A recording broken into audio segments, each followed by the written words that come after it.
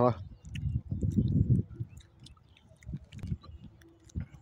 আমাদের জনগণ শুধু কি এই এভাবে খাবো আর হচ্ছে দেশের পরিস্থিতিগুলো দেখবো, বুঝেন না? কারণ আমাদের জনগণ, আমাদের কিছু করার নেই। আমাদের সবাই ফোন মেরে দিবেন পেছন দিয়ে, এটাই আমরা খুশি। এদিকে আমাদের বোনদের হচ্ছে দর্শন করা হচ্ছে।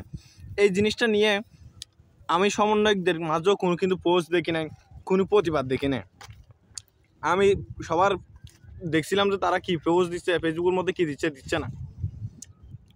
তা আমাদের বোনদের সাথে এমন নির্যাতন হচ্ছে, তো এটাতে আপনারা রুখে দেওয়ার জন্য আপনারা হচ্ছে মাঠে থাকেন না কেন? মাঠে নেই কেন?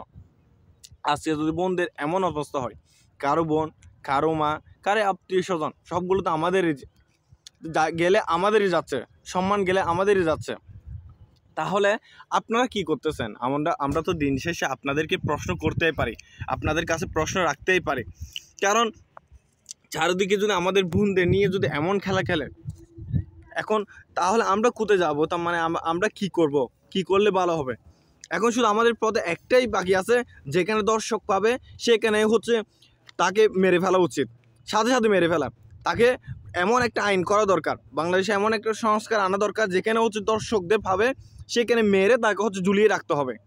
এছাড়া আর কোনো উপায় নেই, কারণ সবাইকে দেখতে হবে।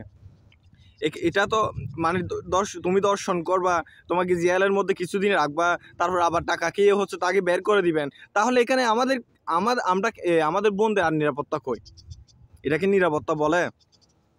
এই মাত্র দেখলাম যে যেটা দর্শন হয়েছে, মাত্র প্রায় 65 ঘন্টার মধ্যে প্রায় হচ্ছে কি 18-19টার মতন হচ্ছে কি দর্শন হয়েছে।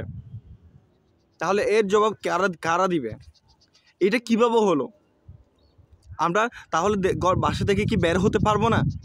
আমাদের বোনরা কি তাহলে বাসা থেকে বের হতে পারবে না? একজন 4র্থ শ্রেণীর মেয়ে, অনেকে বলেন যে শুধু পর্দা পর্দা পর্দা। হ্যাঁ, আমি মনে করি যে পর্দা করা ভালো, এটা আমি মানি। তবে আমি বলতে চাচ্ছি যে 4র্থ শ্রেণীর মেয়ে, একে কেন দর্শন করা হলো? একজন হাফিজি কোরআন একজন মেয়েকে, একজন মাদ্রাসার ছাত্রীকে তাকে বাসা থেকে তুলে নেওয়া হলো, তাকে দর্শন করা হলো। তাহলে তার কি অপরাধ ছিল? সেখানে সে কি কাপড় পরেনি? অবশ্যই এখানে আমি দোষী ধরতে পারবো যে কি মানুষের